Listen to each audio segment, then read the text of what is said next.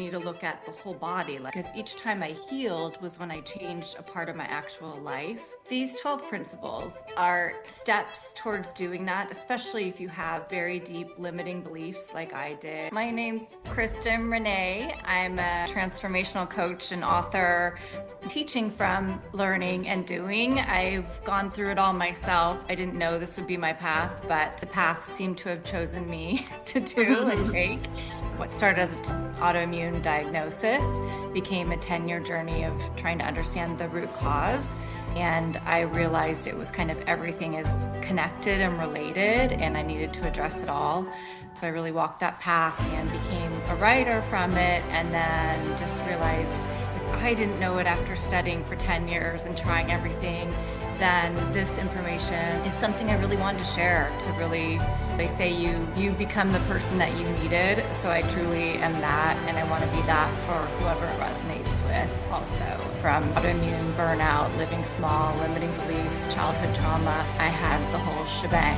I just want to help other people that may resonate with even part of that. I've written books, created a course, and do some one-on-one coaching, kind of getting into the speaker author path more. So thank you for having me.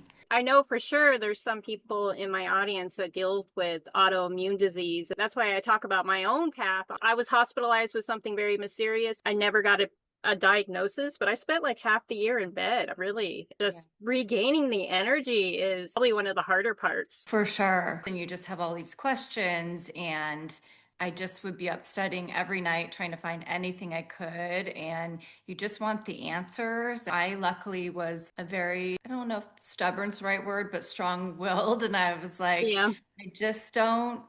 I hear what you're saying for this diagnosis. I hear that you're telling me I may never run again, but I just think I'm going to be the one that outlier. And I was certain that wasn't for me and I would heal it. I just didn't know it'd be 10 years. And yes, after you kind of finally understand what's connected and put the puzzle pieces together and address them, and for me, unravel them and feel better, I thought, okay, I'm healed. But no, it really took like rebalancing everything too, because what I learned is it was a life of burnout, survival, fight or flight, fear-based, really living only in the masculine and living as if you're being chased by tigers for 40 Yeah. years. And so after you finally come to that conclusion, one, it's very sad because you're like, oh, I have been living this way for my whole life. How sad is that? So you sit with kind of the grief, and not everyone has lived like this. Not everyone lives in fear.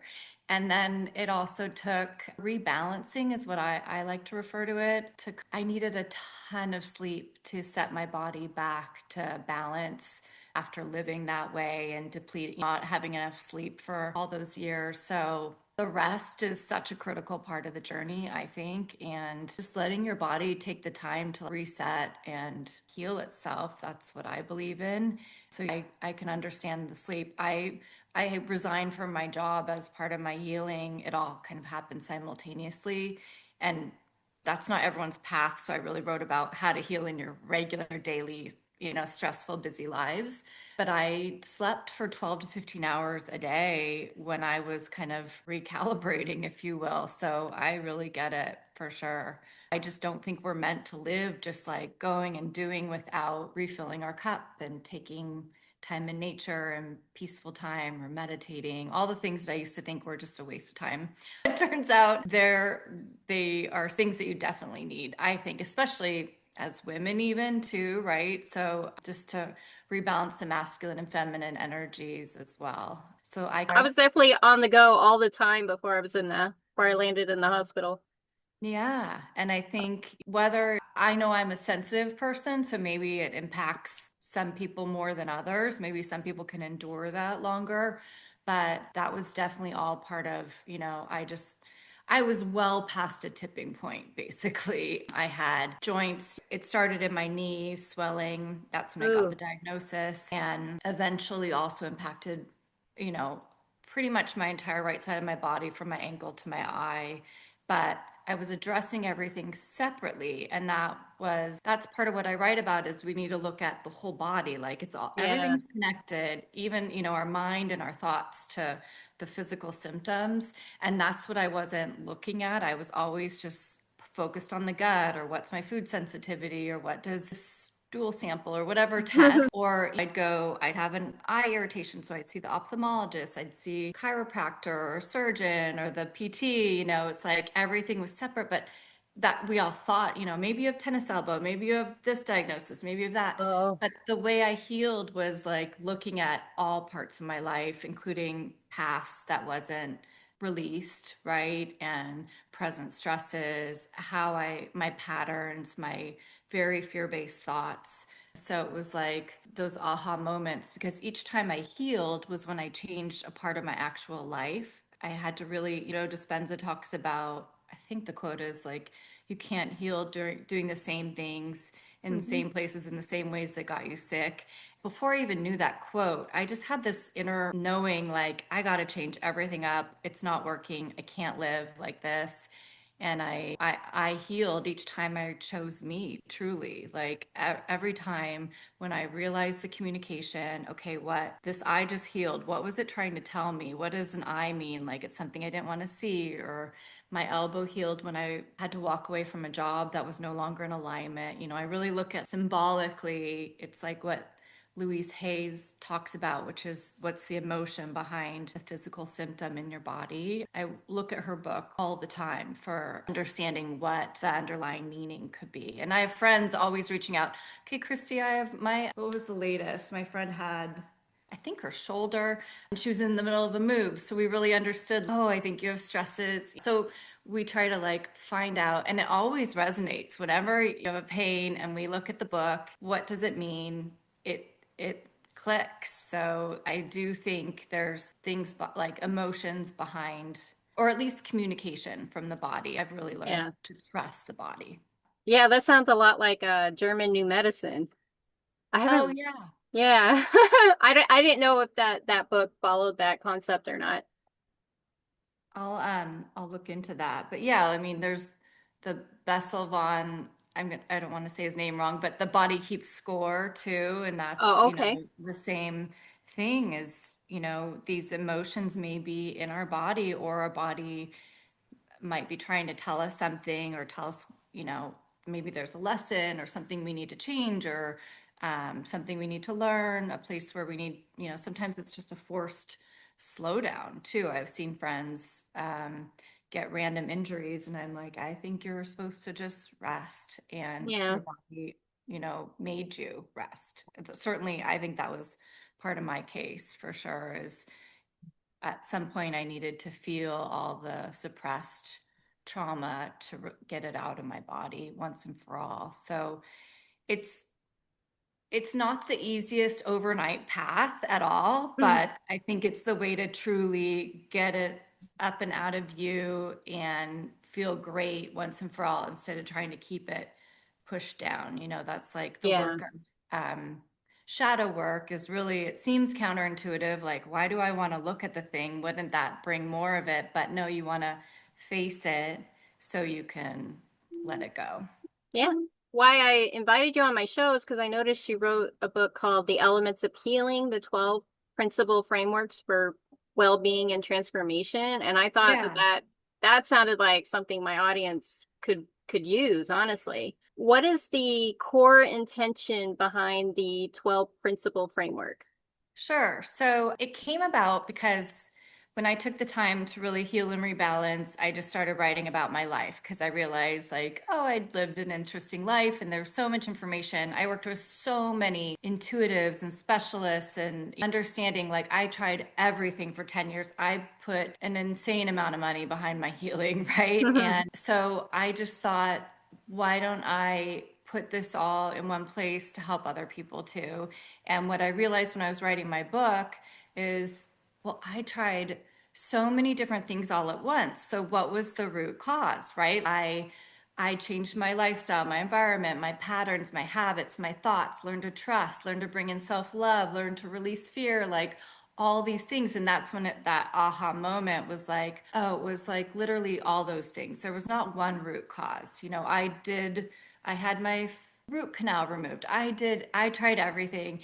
And it was just like a sum of all the things. And that's not to overwhelm anyone. It's just like the ultimate goal, I think, is to try to return our bodies to our most kind of natural, self loving state, connection with nature, loving ourselves, right? So, these 12 principles, sorry, that was a long drawn out answer, but these 12 principles are steps towards doing that, especially if you have very deep limiting beliefs like I did, or we're told to live small or scared or in survival or all these things.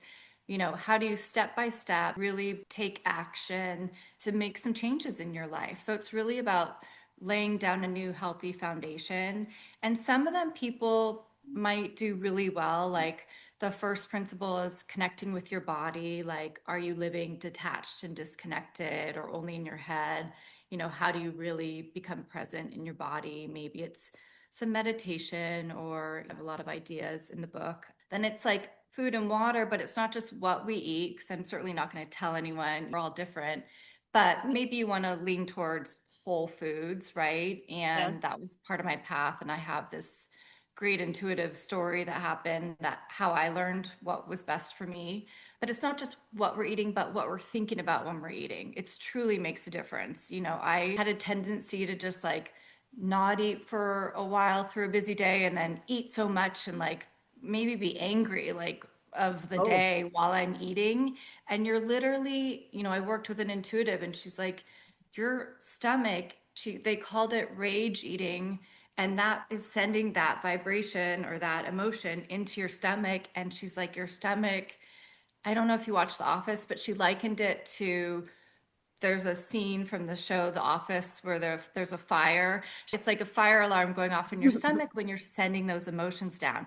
So that's like a huge, not woo woo, it's like real stuff, the emotional component of, Yeah. keeping our bodies healthy. So I just get into steps of like, how do you release what isn't serving you, whether it's the fear or, if you want to do shadow work, obviously, if you have deep stuff, to work with a specialist too. But how do you really bring in self love? How do you really fill your cup? How do you really, what are the benefits of connecting with nature? So it's shifting, even addressing your environment, making sure your home is clean and the energy's flowing and organized, like all those really key aspects, like addressing your entire life, but not having to be as drastic as me of quitting my job and I moved states, and like you can really do it in your daily life. It just, I try to talk about kind of folding in a new principle every week so it becomes like a new lifestyle, and just, taking some time to rebalance. Like if you're in a stressful job every day,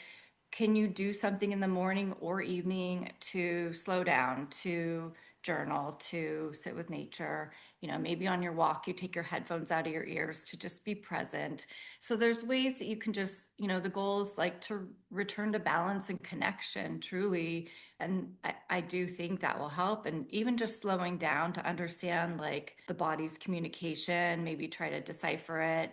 And, I didn't even trust my body. I thought my body was defective. I wanted a new one. I'm like, why are you? No, it was communicating. My body is wonderful, and learning to love it and appreciate it is like half the game, I think, Yeah. too.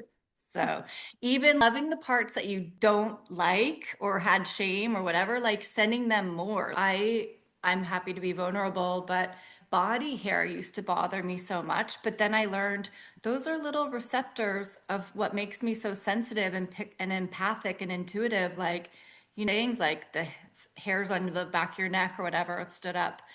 So I like love that part of me now, right? Like learning to love the parts that you maybe didn't is so beautiful and important too.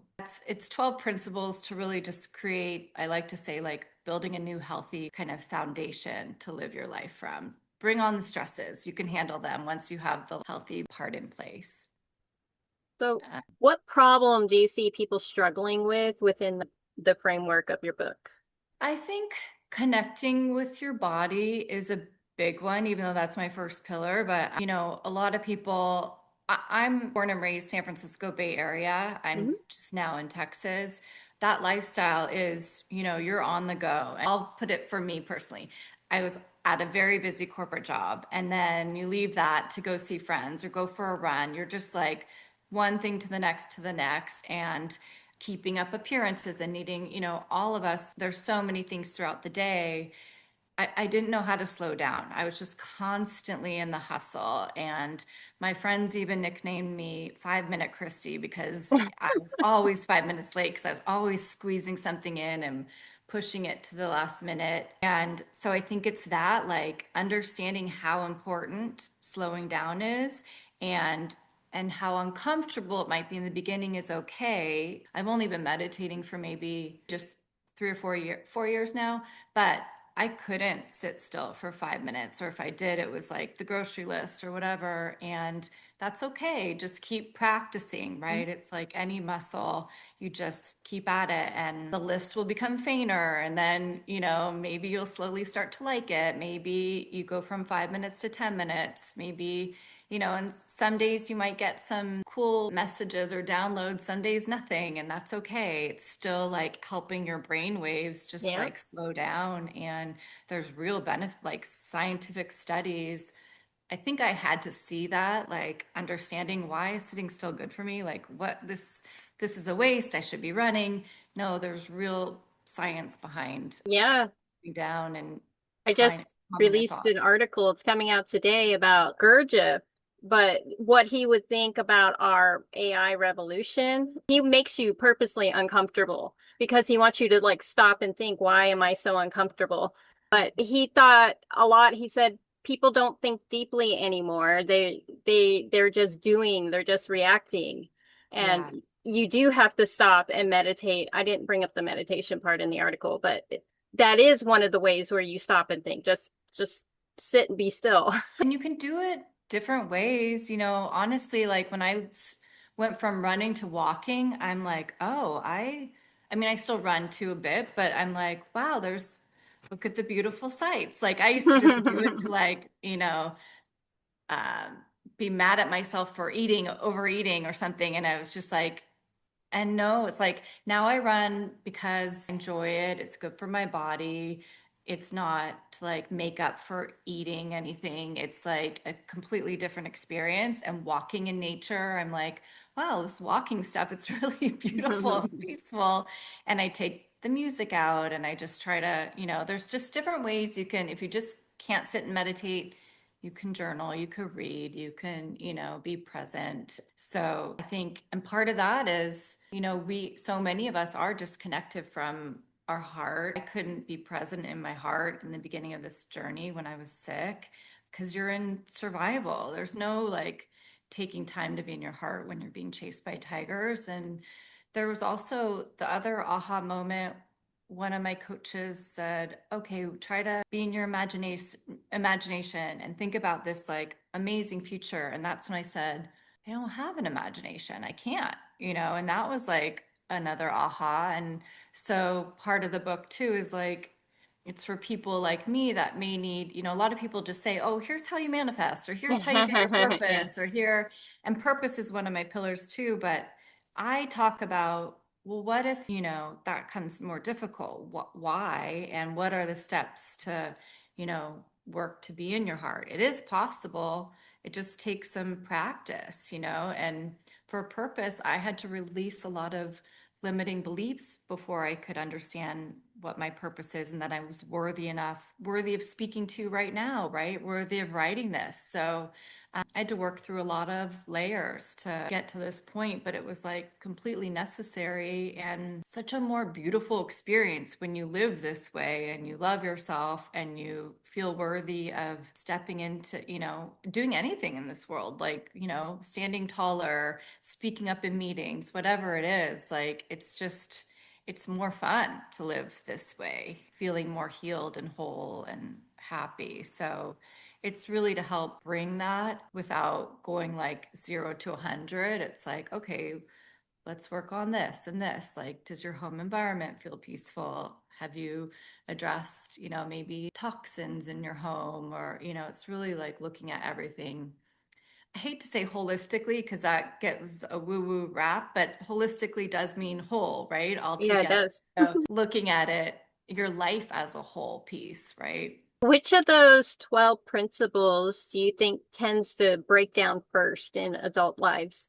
I mean, I guess I keep going back to the hustle too. Well, I will say my last one is connection with nature. And I think people may be forgetting that more and more, or maybe a little bit more difficult in our busy lives to connect. Or if you live in an apartment, like how, I, tr I try to go barefoot if I can outside, but I forget, or you can't always go see the sunrise, like if you need sleep. But what are little ways, even your indoor plants, like what can you do to just reconnect? Because we have to remember we are nature, right? We rely on it. We need the trees for our breath. We need sunlight, water, just like we're like plants, right? But yeah, I think that the importance of that too, just remembering that we have cycles just like nature, right? Like it all impacts us. So trying to not be too disconnected from that. That's been a really important one. Like I do think that the two main keys, what I've learned are, trying to always remember to bring, have love, self-love, but also bring nature in is like if you can remember two things, those are to me the most critical, and the book kind of leads up to that kind of slowly too. So yeah, I think self-love is a big one, filling your cup and also returning to nature. I do think people forget, or just I try to say, like, even if you're at work, like try to go outside for a meeting maybe, or like kick your shoes off in the grass for a little bit. Like just do one thing a day to reconnect or rebalance. Because there's a documentary called, is it Earthing, about the benefits of being barefoot in the ground too. That was like a life-changing documentary for me to see just how beneficial it can be. So all those things are helping us. I really think things in nature are there to support us. Do you help someone identify which of your principles they should begin with? Or Oh, good question. I have like action with like a document that they can fill out a few yes no questions just to okay. help understand where they think they stand, just to get started. I call it like a mapping session. So help identify, where you might need a little bit more TLC or some time spent in different areas. Because some people may be like, I've got the food down, I've got nature down, or whatever it is. Like, let's really focus more on these other areas. Yeah. Maybe already. So it just kind of, it's every so different. And so in coaching, it's very personalized to them. Or, if you even want to go in your house and identify things may need healthier replacements, right? If you want your home to be your sanctuary too. So, but in the book, a ton of idea. People, what I want to help teach is trust your gut, trust your own intuition, trust your knowing, trust those little pings. So I give like a million examples, but it's up to you to really say, oh, that works for my life. That sounds right. I can skip that one. This isn't this isn't a one size fits all, like you need to do it all this way. It's what works for life, and what does your internal, body, what are you hearing too? So I want people to trust that. So which part of your framework do you think gives maximum impact with the least amount of energy? Yeah, absolutely. Great question. I would say choosing yourself and taking courageous steps. So part of that is some people may feel a bit stuck or fearful, or kind of staying in the same patterns and habits and environment, or just small steps of choosing you.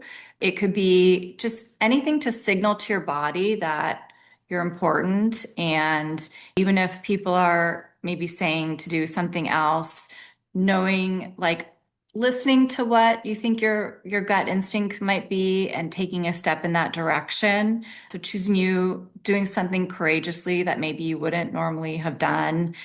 I'd given the story about my eye healing when I was driving. I liken that because those were some of my first steps of really choosing me despite everyone else. Standing up to my company to ask them if I could work remotely. Those are even when I had to, I'm not telling people to resign from a job by any means, but when I did, it was following a second panic attack. And that's when I said, I have to listen to my body here. I don't want to, if I keep pushing myself past, we're running on fumes at this point. I had to choose me and my health and to change. So, any little thing you can do that just signals to your body that you're listening and you want to put yourself first, which might be hard for people like you and me. I'm a born pleaser too. So, I was overextending to just, that's how I thought I was showing that I cared for friends, to Yeah. like be there for everyone every single week. And I had friends say, you don't have to see everyone every single week. Mhm. You need, I wasn't I wasn't slowing down for me. I wasn't saying no when I needed to say no or stay in, or, I was like, it was like I wasn't worthy of caring for my own self and I was putting all their needs before mine. So, what I like to say now, like, I used to think this, that self-care and self-love were selfish. No, it's critical. It's like absolutely necessary. You need to have self-love. You need to do self-care. You need to choose you. Yeah. Do something, even the tiniest little courageous step, it all helps. And you're just signaling you love yourself. You're important. You're worthy of being happy and healed and whole and Mhm. saying no or saying yes. Like listen to what you need at the time, and people will understand and probably respect you for it too, I think. So, yeah, I think that's a big one, especially when we have so many, friends or family or commitments and responsibilities, but you need to make sure you're addressing you as well. And I used to live just, I think, as a pleaser, just focused on my external and really like led with that. Like, does my body look good? Does my hair look good? Mhm. And never adjusting internally. And now I lead, I think it's almost switched, but like my favorite part of me is the internal part that I've really Yeah. nourished and worked on too. So, I kind of swung the pendulum both ways. I went from such an athlete, and then when I healed, I went into like, oh, this being in the feminine, resting, receiving, this is really Mhm. lovely. And it's kind of fun to not be obsessed about my body and my appearance. And now I'm back to here. Yeah. So Yeah. I do both, but it was like I wanted to really experience over here too. And now it's like I meditate and I do a workout, right? I try to, Yeah. so you have to shuffle your day to make sure you can do it all, or maybe you rotate, but like addressing both the internal and external, I think is key. Yeah, yeah, yeah, I'm doing both too, which is not always fun because I don't actually like going to the gym. And so like Yeah. I'll put on a podcast so that I'm maybe thinking about something I want to be thinking about and then do the most like efficient exercises. So I'm not there longer than I need to, but I'm still doing upper and lower body and then, go take my shower. So that's not my favorite thing to do. But I noticed that like I'm getting stronger. I noticed that like my muscles are improving and I can do a lot more now. So I try to focus on the benefits. And it's hard when you get back, like coming back from being over here when yeah, I had to force myself to go. And I used to love working out, but I had to like force myself to get back. And now I just don't do it as a dream. I do it to, yeah, maintain my strength and flexibility.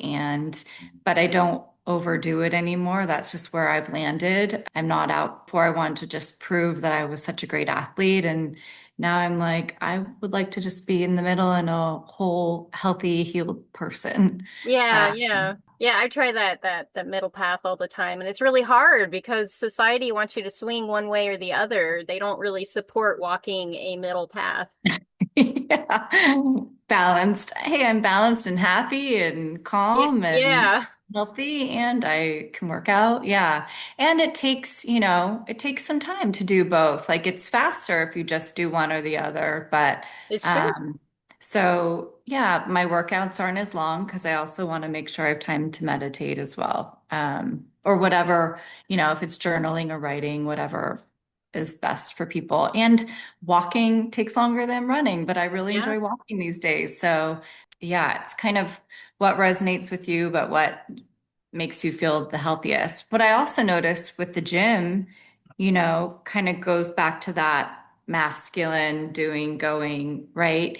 When I started going back to the gym again, I got a flood of ideas and I was so motivated for my business. They say that kind of discipline goes hand in hand with your business Yeah. too, right? So it just does show the importance of doing both to make sure you're getting the ideas and taking the inspired action and also then rebalancing too. And And you don't need to do everything every single day, right? But at least remember to do it during the week. so it looks like we're running out of time. So really quick, where can people find you online so that they can like order your book or get your services? Oh, thanks. My website right now is called Kristen Renee Healing. Mhm. I'm also rebranding. There'll be Kristen Renee Rebuilds, but both will work. I've really thought about my concept is about rebuilding a healthy foundation. So my handles are both of those right now. And my book is on Amazon. It's pink and cute. I have two books out. I actually am posting a new one shortly on the financial healing, but it's under Kristen Renee, The Elements of Healing on Amazon. I appreciate it. Yeah, all my other things are on my website. I have some freebies, like a really lovely recording that's free of like reminders that you're always healing and the ways nature can help you. So there's some nice freebies on the website too. My goal was to make this information accessible and affordable. So although I do Very have good. one-on-one coaching, that's why I created a course and a book too, because it's important information for people to know, I think, if it resonates. So Yeah, yeah, and having that blueprint so that people can just break it down and then go at the speed that they feel comfortable going. yeah, what resonates with their life and for them and following their intuition. Absolutely. But just, yeah, an overall framework to kind of guide you back to that great, healthier baseline. Thank you, Kristen, for coming on with me today and answering my questions. I'm so sorry I didn't record all of it. We had a But lovely discussion. yeah, we did. Yeah, I really enjoyed this. So thank you so Yeah, me much. This was too. really Yeah. fun. Okay, All thank right. you so much. You're welcome. Bye. Bye.